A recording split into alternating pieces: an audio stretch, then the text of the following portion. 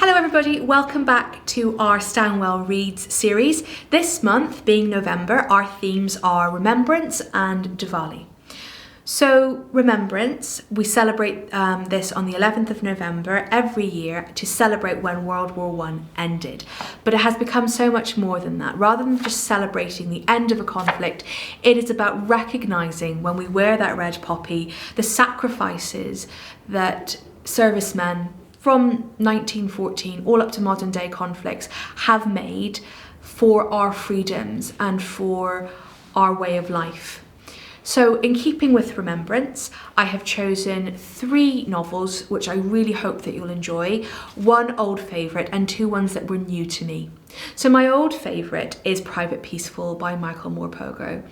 This is told from the point of view of Tomo, a young soldier, too young to legally be fighting at the front, and it takes place over 24 hours. There are flashbacks to his life before and his experiences of the war, and what it really looks at is the reality of war for these young men who had never faced anything like this before. This was technologically a huge advancement war-wise, and it looks at the damage that does to people on an individual level, as well as looking at the morality of punishing young soldiers for being afraid.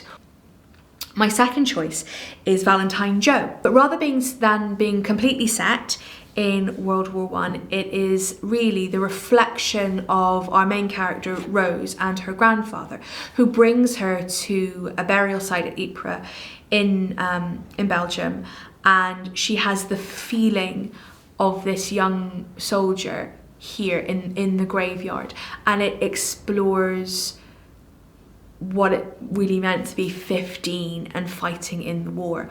Again, it's beautiful, it's heartbreaking, and it's well worth a read. My final choice, it's Beyond the Moon. It's a Doctor Who timey-wimey, wibbly-wobbly thing. It's a fantastic piece where you have a woman from the modern era crossing paths with a young man from World War I. So it is a bit unusual in its linear and in its storytelling arc, but it raises some really important questions about World War I that are still relevant today. November also sees a celebration of Diwali, which is a festival of light celebrated by Hindus, Sikhs and Jains all around the world. You may see lots of tea lights and lots of colour. It's all about celebrating light and safety in the darkness of winter. My choices for this were, first of all, The Prince of Fire, which is a very simple story, but it explains the story of Diwali and where it comes from. So it's looking at the mythology, and I love a mythological story. So if you're interested in the origins, if you're interested in the story behind it, that's a book that I'd recommend. The next one I'd recommend is called Luca and the Fire of Life, which is a sequel to one of our Year 7 novels that we're studying this year, Haroun and the Sea of Stories. And this tells the story of Luca, the younger brother of Haroun, trying to desperately save his storyteller father's life.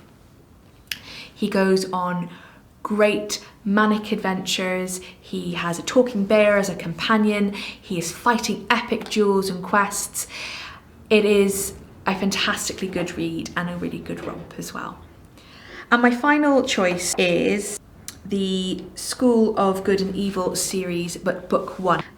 Every 4 years, 2 girls are kidnapped from the village of Galvadon, and legend has come that these lost children are sent to School for Good and Evil, the fabled institute where they become fairy tale heroes or villains. In the fairy tale, you have Agatha and Sophie, who seem to have ended up in the wrong place, and the entire series is based on them finding their new destiny despite being placed in the wrong school.